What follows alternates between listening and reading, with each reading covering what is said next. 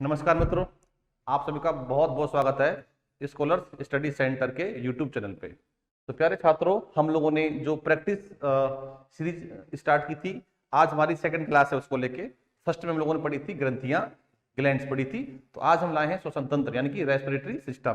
तो देखिए इसका पहला क्वेश्चन क्या है कि नासिका कक्ष सबसे पहले डैश डैश में खुलते हैं जो वायु और आहार का उभयनिष्ठ मार्ग है। तो इसको पढ़ने से पहले एक छोटा सा डायग्राम आप देख लीजिए। डायग्राम क्या है? डायग्राम ये है,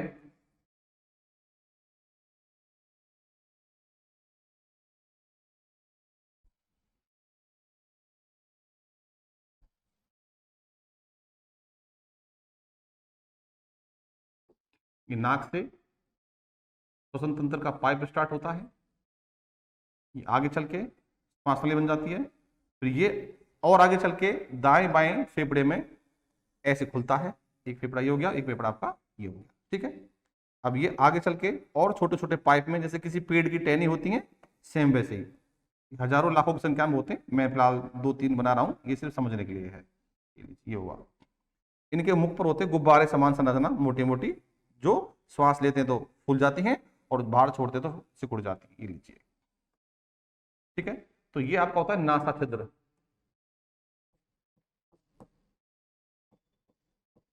नॉस्ट्रिल्स, ठीक है। और उसके बाद में ये एरिया जहां पर भोजन नली और श्वास नली ये दोनों एक साथ जंक्शन है, संधि है, कॉमन क्षेत्र से बोलते हैं ग्रसनी, इनकी फेरिंग्स बोलते हैं इसको। उसके बाद में यहां पर होती क्या है, जिससे अपन साउंड प्रोड्यूस करते हैं।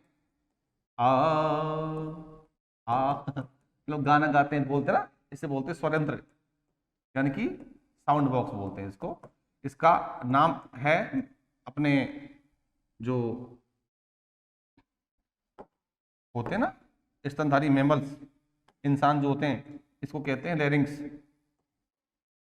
क्या बोलते हैं इसको? लैरिंग्स। देखिए ये फेरिंग्स है, ये लैरिंग्स है।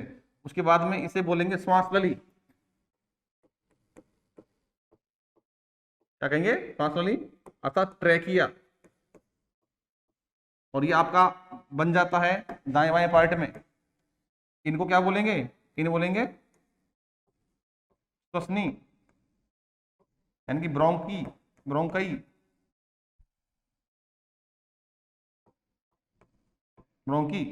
और ये क्या है? इसे बोलते हैं श्वसनिका, यानी कि ब्रोंकियोल्स।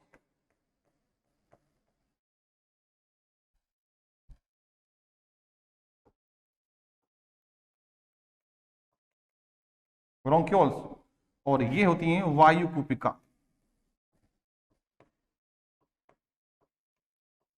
यानी कि एल्वियोली, वायु कूपिका। और ये ध्यान रखना है, लंग्स को सुरक्षा प्रदान करने हेतु इसके बाहर एक झिल्ली पाई जाती है। ये झिल्ली मेम्ब्रेन है, इसका भी नाम है। पूछ सकता है लंग्स को प्रोटेक्शन देने के लिए कौन सी झिल्ली पाई जाती है, उसका नाम सुन लीजिए। इसका नाम क्या है? इसे बोलते हैं भैया, इसका नाम मैं इधर लिख देता हूं, इसे बोलते हैं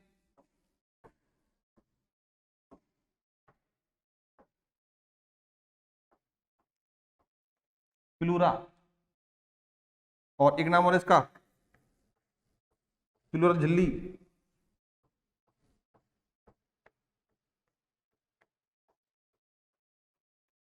झिल्ली अर्थात प्लूरल, नहीं दिख रहा? नहीं दिख रहा है, चलिए मैं इसको मैं इसको इधर लिख रहा हूं, ठीक है। मैं लिख देता हूं, ठीक है। P L D, membrane. तो ये आपको इसका इंग्लिश ये रहा, फ्लोरा का, ये बोलते हैं इसको, ठीक है जी। अब आगे चलते हैं देखिए, नासिका कक्ष सबसे पहले डैश में खुलते हैं जो वायु और आहार का उपनिष्ठ मार्ग है, कॉमन एरिया है, ठीक है। ले कौन सा भैया?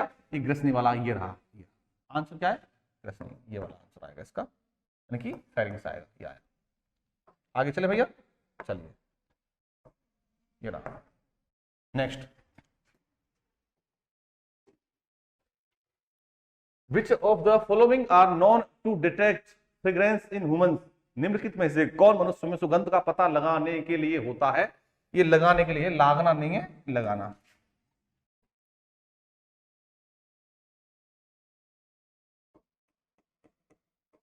लगाने के लिए होता है।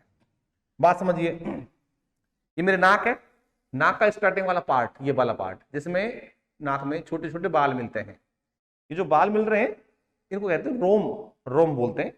और ये क्या करते हैं, हम जब सांस लेते हैं तो गैस में जो मिट्टी के कण कुछ भी ऐसा मिल के आए जो अंदर जाना चाहे तो उसको रोक लेना, ठीक है।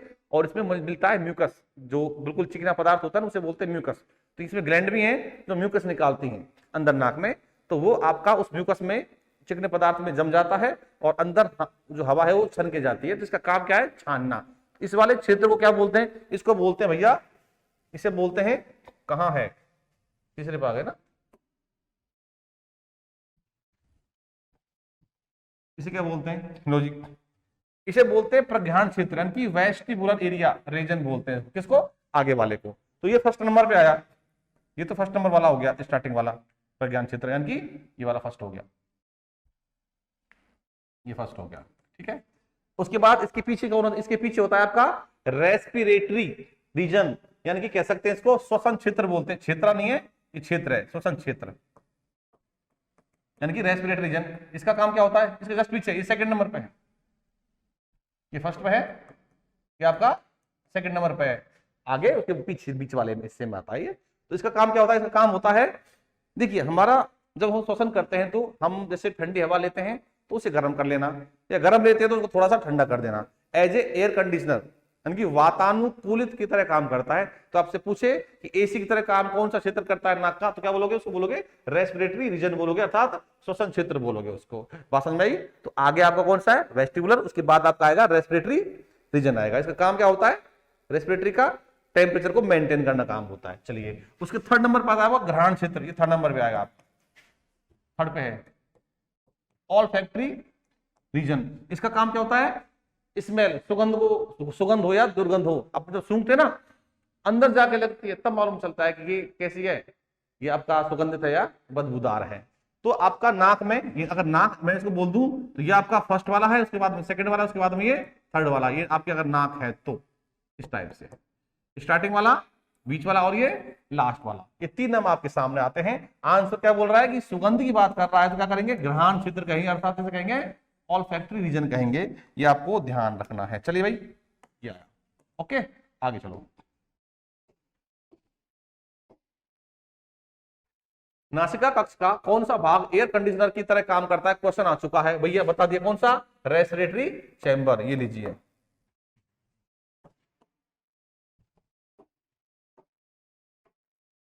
बता दिया, नेक्स्ट आइए, आ गया चलो।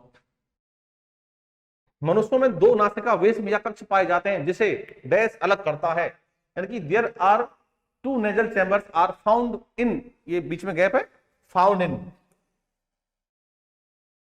Found in humans, in human, found in humans which are separated, दो है फाउंड इन ह्यूमंस, ठीक है। ये मिटा दो चाहे, ये मिटा दो, लो सेपरेटेड, देख लीजिए ये कह रहा है कि मनुष्य में दो नासिका बेस में होते हैं, कक्ष पाए जाते हैं जिसे अलग करते हैं। ये आपकी नाक है, लो ये नाक है। अब नाक एक तो कक्ष आप ये रहा नाक वाला, और एक ये रहा, इसे क्या बोलते हैं, बीच वाली जो रेखा है इसे क्या बोलते हैं, इसे बोलते हैं सेप्टम, क्या बोलते हैं, नेजल सेप्टम बोलते हैं इसको, ठीक है जी, अर्थात नासा पट्टिका कहते हैं इसको। आगे चलिए। मानव शरीर में कौन जोड़े में नहीं पाया जाता है, which of the following is not found in pair in human body. फेफड़े बिल्कुल दो होते हैं, दो होते हैं, नासाद्वार भी दो होते हैं, आंख भी दो होती है, लीवर एक होता है। आंसर क्या आएगा आपका, लीवर आएगा। नेक्स्ट, उभयचर सरीसृप पक्षी और स्तनधारी, स्तनधारी, स्तनधारी डैश द्वारा श्वसन करते हैं, यानी कि amphibians, reptiles, birds and mammals respiration करती है, किससे करती है भैया, फेफड़े से करती हैं क्या, क्लोम से करती हैं क्या, आर्द्र क्यूटिकल से करती हैं, मॉइस्ट क्यूटिकल से करती हैं, या ट्रैकियल ट्यूब से करती है भैया। इसमें अगर मछली बोल देता तो क्लोम आता, मतलब उभयचर माने क्या है, मेंढक, सरीसृप रेंग कर चलने वाले कौन से? सांप, छपकली और पक्षी, उड़ने वाले, स्तनधारी, गाय, भैंस, कुत्ता, बिल्ली, बंदर, सारे आपको किससे करते हैं? फेफड़े से करते हैं। निम्नलिखित में से कौन संपूर्ण श्वसन प्रक्रिया का एक भाग है? Which of the following is are the part of respiration? कौन सा वायु श्वसन? बिल्कुल है, समझा देंगे क्यों है।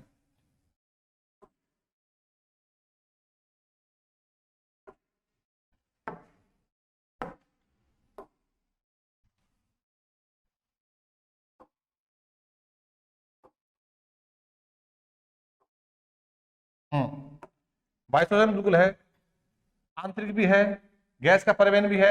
आंसर क्या आएगा? ये सब आ जाएगा। देखिए श्वसन, रेस्पिरेशन जब तुम करते हो तो इसके दो पार्ट होते हैं, एक तो श्वास लेना, एक होता है छोड़ना। ठीक है जी, लेना और छोड़ना।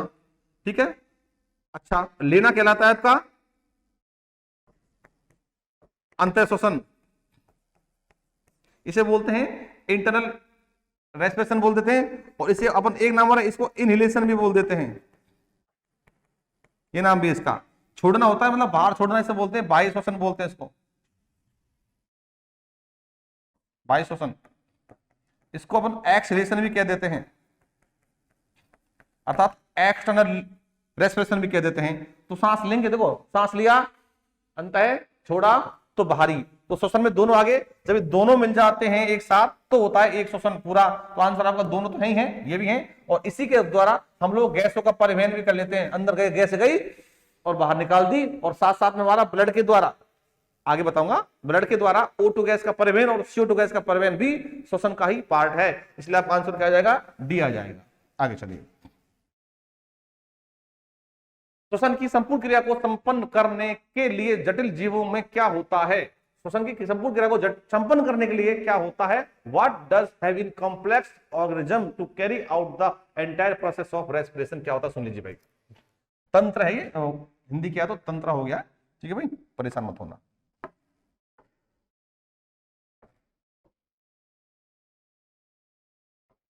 तंत्र है,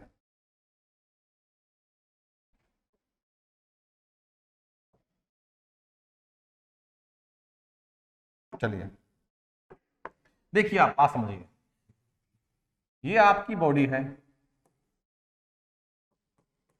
मेरी बॉडी भी है, सबकी बॉडी है।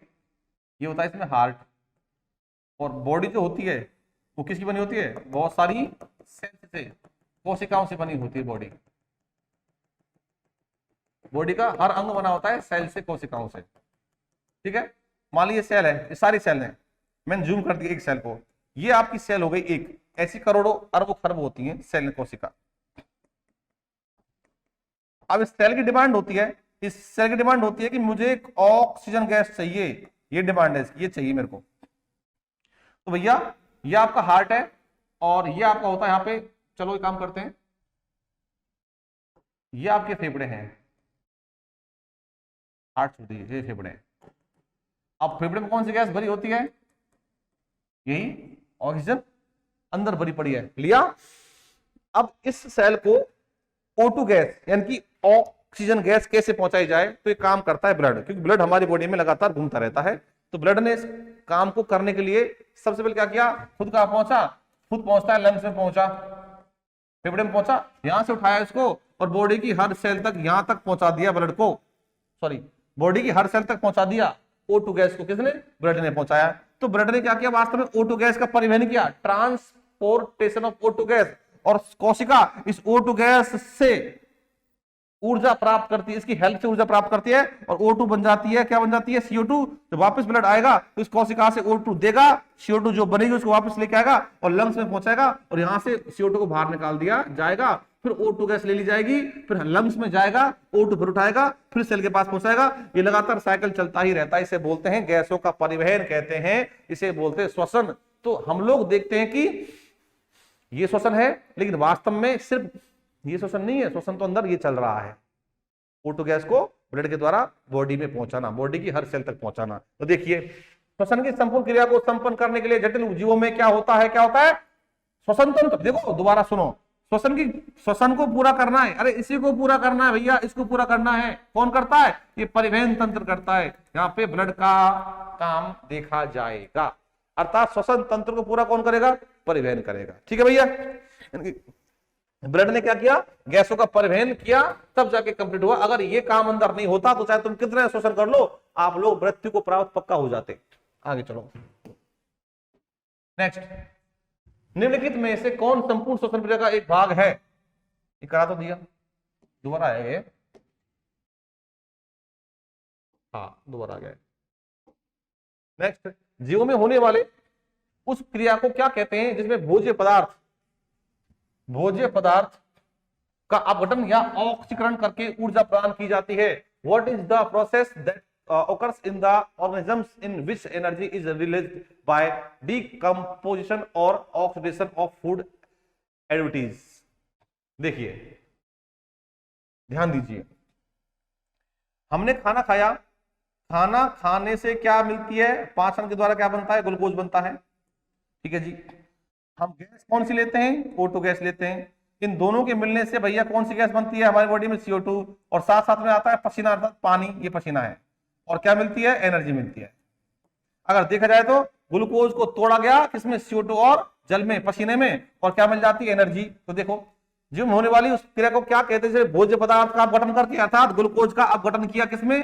जल और कार्बन डाइऑक्साइड गैस में, और ऑक्सीकरण करके, अर्थात O2 जब जुड़ जाती है तो उसे बोलते हैं ऑक्सीकरण। देखिए, यहाँ ग्लूकोज से O2 जुड़ी, O2 का जोड़ना। मैं बोलता, मान लो कि आपका बोलता कि कोई भी एग्जांपल, Mg प्लस O2, बताओ क्या है ये? अरे O2 का जोड़ना होता है ऑक्सीकरण। मान लो कोई तत्व X है, कोई भी तत्व X है, X में O2 जोड़ दीजिए, कहीं क्या हो रहा है? ये हो रहा है ऑक्सीकरण। तो O2 का जुड़ना कहलाता है ऑक्सीकरण, ये आपको ध्यान रखना है। जब O2 का जुड़ना ऑक्सीकरण होता है, ऑक्सीडेशन होता है, तो यहाँ पर ग्लूकोज से कौन जुड़ रहा है? O2। तो यहाँ पे ग्लूकोज का क्या हुआ? ऑक्सीकरण। ये भी कह सकते हैं ग्लूकोज का ऑक्सीकरण, ऑक्सीडेशन होके ग्लूकोज CO2 और जल में बदल जाता है, टूट जाता है, अपघटित हो जाता है। वही कहना चाह रहा है, देख लो, ये जीवों में होने वाली उस प्रक्रिया को क्या कहते हैं जिसमें भोज्य पदार्थ टूटकर या अपघटन होकर या ऑक्सीकरण होकर उसकी ऊर्जा प्रदान की जाती है? भैया श्वसन कहते हैं उसको, पाचन नहीं कहते। ठीक है, ये आपका ब्लड वाला हो गया, ये आपका किडनी वाला है, यानी कि यूरिन का बना के बाहर निकालना हो गया। ठीक है, पाचन में क्या होता है? पाचन में ग्लूकोज, पाचन में खाना पचेगा, ग्लूकोज बनेगी, पाचन में ग्लूकोज बनती है बस, और श्वसन में ग्लूकोज टूटती है और आपका एनर्जी बनती है। आगे चलो, नेक्स्ट, एबीज होता है पक्षियां, एबीज पक्षी बोलते हैं इसको।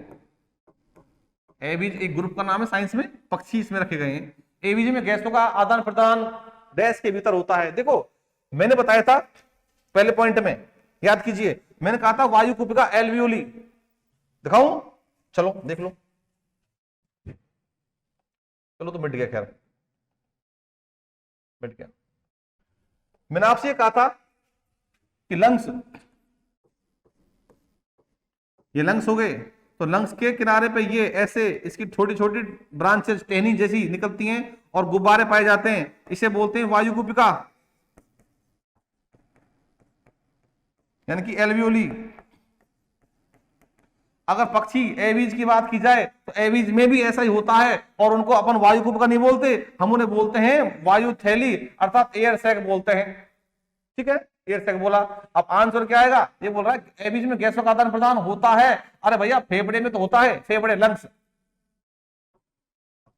फेफड़े में होता है, लेकिन मेन क्या है? जैसे हमारी बॉडी में, सुन लीजिए, हमारी बॉडी में श्वसन तंत्र में सबसे मेन इकाई होती है वायु कुपिका, जो कि गुब्बारा जैसी होती है। वैसे ही पक्षियों में होता है एयर सैक, अर्थात आपका वायु थैली होती है। आंसर क्या आएगा? वायु थैली आएगा इसमें, फेफड़े मत करना भैया। ठीक है, अगर सिंगल होता ये कर देते, साथ में इसके फेफड़े डाल दिया है, इसलिए अपन इसको नहीं करेंगे फेफड़े। ठीक है, चलिए, तो आदान प्रदान वास्तव में देखो फेफड़े से होता है, लेकिन वास्तव में किससे होता है? वायु थैली से, एयर सैक से होता है। तो याद रखिएगा, हमारी बॉडी में एल्वियोली और पक्षियों में क्या मिलता है? वायु थैली पाई जाती है। दोनों का काम लगभग सेम ही है। नेक्स्ट देखिए, श्वसन तंत्र के किस भाग में गैसीय विनिमय होता है? देखिए भैया, चलो आ गया, हमारी बात की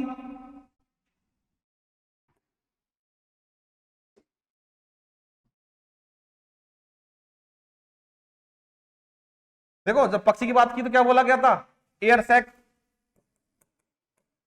हमारी बात करेगा क्या होगा, एल्वियोली, बात खत्म। ठीक है, नेक्स्ट, निम्नलिखित में से कौन सा मानव श्वसन तंत्र के अंग है, तंत्र लिख रखा है, तंत्र ये अंग है। देखिए मैं ये आपका फेफड़े हो गए, ठीक है भैया, और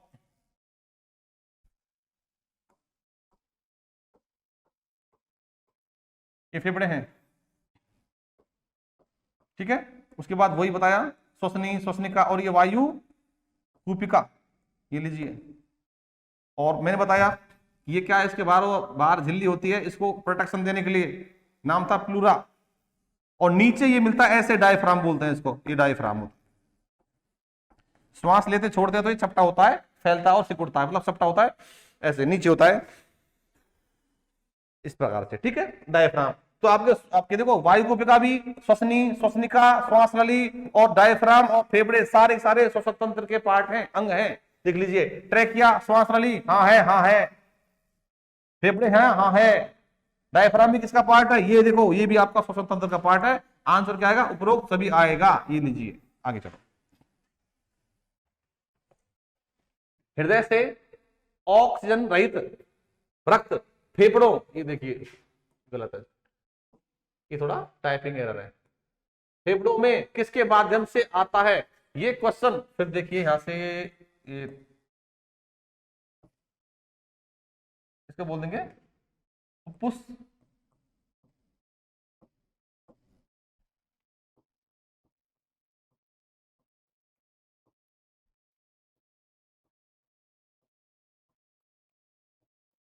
फुफ्फुस सिरा, ठीक है। अब ये अपन जब पढ़ेंगे धमनी, हम जब हार्ट पढ़ेंगे ना, हार्ट, तब समझेंगे। अब आंसर सुन लीजिए, हृदय से ऑक्सीजन रहित, मतलब इसमें कहना चाह रहा है कि इसमें O2 गैस नहीं है, रक्त फेफड़ों में किसके माध्यम से पहुंचता है, आपका फुफ्फुस धमनी आएगा इसमें, ठीक है। हार्ट को लेके जब मैं आऊंगा तब बताऊंगा आगे चल के ना, ठीक है। हाँ, Hb+O2, देखिए आपके ब्लड, मैंने कहा था कि ब्लड जो होता है, अर्थात जो रक्त होता है, रक्त लंग से O2 गैस को लेगा और कहां पहुंचाएगा, वो आपके सेल में पहुंचाएगा, सेल में कोशिका में। रक्त में क्या होता है, रक्त में होता है हीमोग्लोबिन, जिसको Hb कहते हैं। Hb क्या कहलाता है, हीमोग्लोबिन, ये हुआ, ठीक है। ये रक्त वास्तव में, रक्त में हीमोग्लोबिन ही है वास्तव में, जो O2 से जुड़ता है, और इसे कहते हैं HbO2, अर्थात ऑक्सी हीमोग्लोबिन कहते हैं इसको, ऑक्सी हीमोग्लोबिन। ये लीजिए, आगे चलो, आंसर क्या आएगा, HbO2, Hb2O नहीं, Hb2O2 नहीं, HbO4 नहीं, HbO2। एक बात समझ लीजिए कि हीमोग्लोबिन का एक अणु जो होता है वो O2 गैस के 4 अणुओं से, O2 गैस के 4 अणुओं से जुड़ता है। एक O2, दूसरा O2, तीसरा O2 और ये चौथा O2, याद रखना।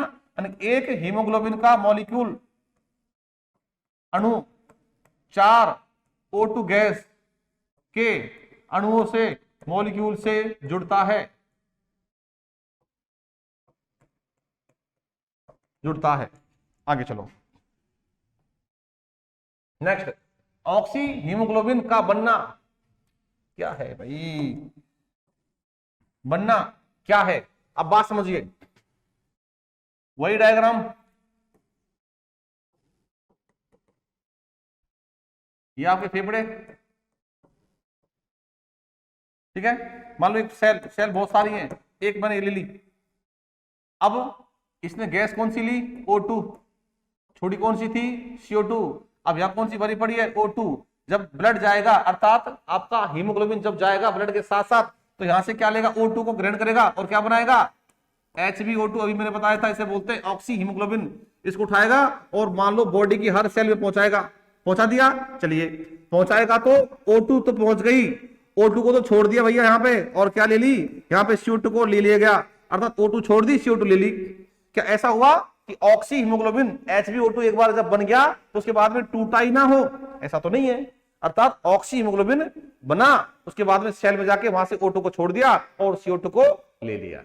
ठीक है, अर्थात ऐसे परिवर्तन जो होते हैं, क्वेश्चन देखो, formation of haemoglobin is a, oxyhaemoglobin का बनना है रासायनिक परिवर्तन, केमिकल चेंज, फिजिकल चेंज भौतिक परिवर्तन, परमानेंट चेंज स्थायी परिवर्तन, एक्सोथर्मिक प्रोसेस ऊष्माक्षेपी परिवर्तन। देखिए अगर SpO2 जब बन जाता और यहां जाकर छूटता ही नहीं तो कहते ये हो गया भैया स्थायी बन गया, परमानेंट बन गया, तो ये कर देते, सॉरी ये कर देते। ऐसा नहीं होता, O2 जब जुड़ती है यहां छोड़ देता है, यहां CO2 ले लेता है, तो O2 का जुड़ना भी क्या अस्थायी है और CO2 को जुड़ना भी क्या है अस्थायी है, क्योंकि लंग्स में जाके छोड़ देगा CO2 को, फिर O2 को ले लेगा।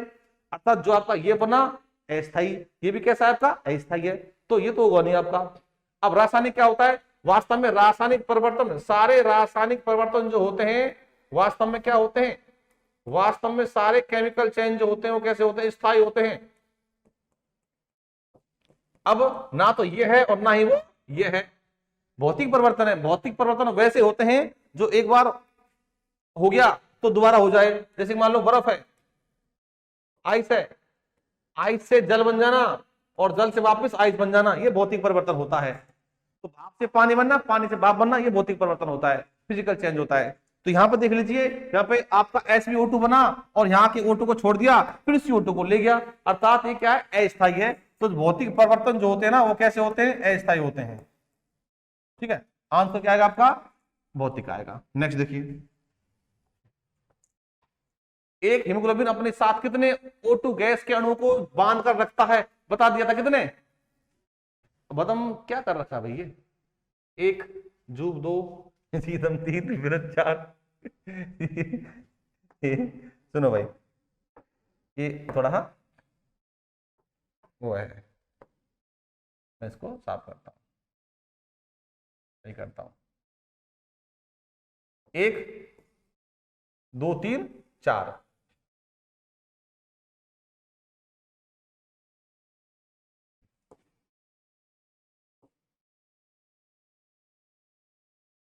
देखिए इसका आंसर क्या था, याद कीजिए, मैंने बताया था कि एक हीमोग्लोबिन जो होता है ये कितने से 1 2 3 4 4 O2 से जुड़ता है,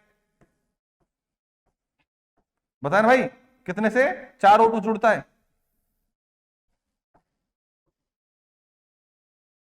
O2 O2 O2 O2 कितने हैं ये 4, आंसर क्या आएगा 4 आ जाएगा। आगे चलो, हमारे शरीर में कार्बन डाइऑक्साइड का परिवहन किस रूप में होता है, in which form carbon dioxide transported in our body, carbonic acid, sodium and potassium carbonate, कार्बनो, हीमोग्लोबिन, ऑल ऑफ दीज। देखिए वही आपकी बॉडी, वही आपके लंग्स, ये आपकी सेल, यहां से जब जाएगा वो किस रूप में जाएगा, ऑक्सी हीमोग्लोबिन, ये लीजिए, जो कि अस्थायी कंपाउंड होता है, यहां जाके O2 को तो देगा वो छोड़ और CO2 को धारण कर लेगा। अब यहां से यहां तक जो आपकी CO2 गैस पहुंचाई जा रही है वो किस किस में होती है, वो CO2 गैस भैया वास्तव में देखा जाए ज्यादा मात्रा किसकी होती है, ज्यादा मात्रा होती है किसकी, बाइकार्बोनेट्स की मात्रा ज्यादा होती है, कौन से, सोडियम और पोटेशियम, सर्वाधिक ये होता है, थोड़ी बहुत मात्रा में ये भी है, थोड़ा बहुत मात्रा में ये भी है, मतलब तीनों है, ये ज्यादा है तो ये थोड़े थोड़े कम है, आंसर क्या आएगा डी आएगा, ये लीजिए। नेक्स्ट, कार्बन मोनोऑक्साइड हीमोग्लोबिन, हाँ ये बोला कार्बन मोनोऑक्साइड प्लस हीमोग्लोबिन, देख लीजिए, आप श्वास लेते हो, लंग्स में क्या होता है, लंग्स में आपका हीमोग्लोबिन जो ब्लड होता है वो O2 गैस से जुड़ता है और क्या बनाता है, ऑक्सी हीमोग्लोबिन HbO2। अगर आपने कमरे में अंगीठी चलाई और दीवार उसके गेट लगा लिए, आपने विंडो लगा ली, तो क्या होगा, उसमें अंगीठी प्रॉपर जलेगी नहीं, तो कच जली, आधी जलेगी आधी नहीं जलेगी, तो ऐसी कंडीशन में बनती है गैस कौन सी, कार्बन मोनोऑक्साइड। अब जो आपका हीमोग्लोबिन जो होता है अगर ये कार्बन मोनोऑक्साइड के साथ क्रिया कर ले तो उसे बोलते हैं कार्बोक्सी हीमोग्लोबिन बोलते हैं, इसको क्या बोलते हैं, कार्बोक्सी हीमोग्लोबिन बोलते हैं इसको। ध्यान दीजिए, जितनी रिएक्शन तेज ये होती है उससे कहीं तेज, लगभग कितना, लगभग 300 गुना ज्यादा ये होगी, अर्थात ये पहुंचेगी तो क्या बोलेगी, परे हट रे, मैं तेरे से 300 गुना ज्यादा एक्टिव हूं, लगभग है, ये फिक्स नहीं है, 300 350 250 के आसपास, लगभग 300 है। अब सोचिए तो ये बहुत हानिकारक होती है। और ये जो बना कार्बोक्सी हीमोग्लोबिन जो बना, ये कैसा होता है, ये आपका स्थायी है। कैसा है, ये आपका स्थायी है। अर्थात ये जब बन जाएगा तो ये टूटेगा नहीं, जब टूटेगा नहीं तो तुम पक्का मृत्यु को प्राप्त हो जाओगे। लीजिए कहां है, ऑक्सी तो बनता है, ये होता है ऑक्सी, तो ये होता है ऑक्सी, ठीक है। कार्बनो ये नहीं है, कार्बोक्सी ये रहा, लो ये लीजिए, ये रहा। तो चलिए, निम्नलिखित में से कौन सी जहरीली गैस है, अरे भैया बताइए ना कौन सी है, कार्बन मोनोऑक्साइड है, ठीक है। जहरीली नहीं है, ये भी नहीं है जहरीली, ये भी नहीं है, ये तो बहुत प्राण, इसे बोलते हैं प्राणवायु, ये जहरीली है। कितनी जहरीली है, इस गैस से ज्यादा, लगभग 300 गुना ज्यादा स्पीड से जुड़ती है ब्लड से, हीमोग्लोबिन से, ठीक है। और हमारी बॉडी में जाके एक स्थायी कंपाउंड कौन सा, कार्बोक्सी हीमोग्लोबिन बनाती है, जो टूटता नहीं है और ब्लड अपने O2 गैस ले जाने की क्षमता खो देता है, और इंसान की बॉडी में O2 गैस पहुंच नहीं पाती तो इंसान मर जाता है। तो आप लोगों ने कई बार सुना होगा कि एक कमरे में जीजा साले सो रहे थे, अंगीठी चल रही थी, सुबह तक वो मृत्यु को प्राप्त हो चुके थे, मरे हुए मिले थे। तो ऐसे कुछ बातें हैं। तो प्यारे छात्रों, ये कुछ क्वेश्चन थे आपके किसके, श्वसन तंत्र के। और आपको थोड़ा सा और मैं बता दूं कि जो स्वर यंत्र होता है, यानी कि साउंड बॉक्स, इसकी बात करता हूं। अगर पक्षी की बात करता हूं तो पक्षी के साउंड बॉक्स को कहते हैं सैरिंक्स। क्या बोलते हैं, सैरिंक्स। और हमारी बात करता हूं, मानव की बात करता हूं, स्तनधारी की बात करता हूं, मानव मैमल की बात करता हूं, उसे बोलते हैं लैरिंग्स। लैरिंग्स। और एक और देखिए भैया, ग्रसनी, वो क्षेत्र भोजन नली और श्वास नली का कॉमन क्षेत्र, इसे बोलते हैं फेरिंग्स बोलते हैं इसको। दिख रहा है, नहीं दिख रहा, दिख रहा है, ठीक है, फेरिंग्स।